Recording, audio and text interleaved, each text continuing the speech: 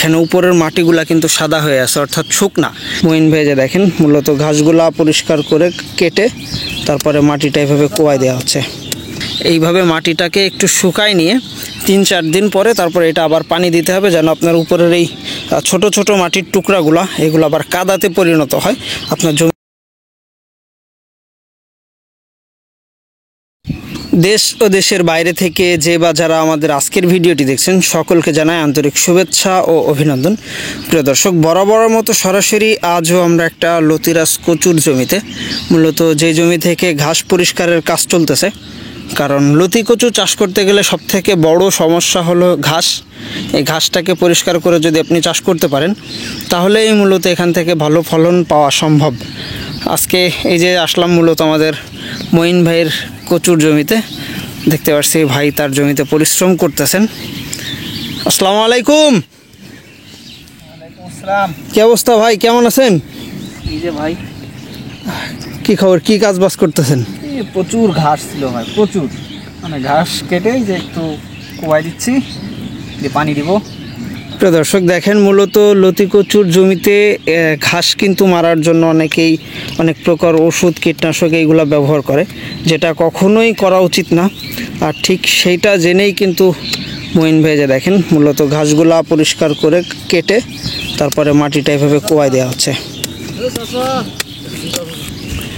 প্রিয় দর্শক, এই বিষয়টা আসলেই খেয়াল রাখতে হবে, কারণ অনেকেই কিন্তু লতি কচু চাষ করতে যে যেখানে অধিক পরিমাণে ঘাস থাকে ওই ঘাসগুলাকে বিভিন্ন প্রকার ওষুধের মাধ্যমে ঘাসগুলা মারার চেষ্টা করেন, তো ওটা কখনোই করা উচিত না। আপনাকে জমিটা রাখতে হবে ঠিক এভাবেই নিট অ্যান্ড ক্লিন, পরিষ্কার পরিচ্ছন্ন করে। এই যে দেখতে পাচ্ছেন এখানে উপরের মাটিগুলা কিন্তু সাদা হয়ে আছে, অর্থাৎ শুকনা। এইভাবে মাটিটাকে একটু শুকায় নিয়ে 3-4 দিন পরে তারপরে এটা আবার পানি দিতে হবে, যেন আপনার উপরের এই ছোট ছোট মাটির টুকরাগুলা এগুলো আবার কাদাতে পরিণত হয়, আপনার জমিটা নরম থাকে। তাহলেই কিন্তু এখান থেকে বেটার ফলন পাবেন, যেটা আমরা দেখলাম আমাদের মঈন ভাই দীর্ঘ সময় যাবত এই পুরা জমিটাতেই কিন্তু সেভাবেই তিনি পরিচর্যা করতেছেন। লতি কচু যদি চাষ করতে হয় অবশ্যই আপনাকে এই ধরনের সিক্রেট বিষয়গুলো জানতে হবে, সঠিক স্থান থেকে চাষ করতে হবে, তাহলে কিন্তু আসলে এখান থেকে ভালো কিছু আসলে অর্জন করা সম্ভব আপনি যদি সঠিকভাবে পরিচর্যা করতে পারেন। আর সবথেকে মূল্যবান আরেকটা বিষয় যেটা হলো পুরাতন জমির চারাটা সংগ্রহ করা। আপনি যে জমি থেকে মূলত চারাটা সংগ্রহ করবেন, যদি সেটা মাতৃগাছের বয়সটা 10 মাসের বেশি না হয় সেক্ষেত্রে কিন্তু আপনার ফলনের পরিমাণটা কমে যাবে। এই কারণে অবশ্যই আপনাকে এই বিষয়টা দেখে আপনার মাতৃগাছের বয়সটা 10 মাস আছে কি না এটা শিওর হয়ে তারপরে কিন্তু আপনার চারাগুলা সংগ্রহ করা উচিত, তাহলে কিন্তু আপনি ভালো পরিমাণে ফলন পেতে পারেন। এই যে আমরা এখন যে জমিটাতে আছি মূলত এই জমিটা মাত্র 2 মাসের কম, 2 মাস এখনও গাছগুলার বয়স হয় নাই, ছোট ছোট গাছ দেখতে পাচ্ছেন। এর মধ্যেই কিন্তু বেশ কিছু গাছে আমরা দেখতে পাচ্ছি এই যে একেবারে চিকন চিকন লতির একটা দেখা পাওয়া যাচ্ছে। আর এই জমিগুলাতে মূলত পানির যে সার্কেলটা সেটা কিন্তু প্রথম 10 থেকে 12 দিন একটানা পানি বাঁধায় রাখতে হয়, পরবর্তীতে জমিটা শুকনা করে তারপরে আবার পানি দিতে হয়, সেটা আবার 8-10 দিন রাখার পরে আবার একটু শুকাইতে হয়, তার পরবর্তীতে আরেকবার পানি দিতে হয়। এইভাবে 3টা সার্কেল পালন করতে পারলেই কিন্তু মোটামুটি আপনার গাছগুলাতে যে দেখেন মঈন ভাইয়ের জমিতে মোটামুটি ফলন চলে আসছে। এটাই হলো যশোরের লতিরাজ কচু।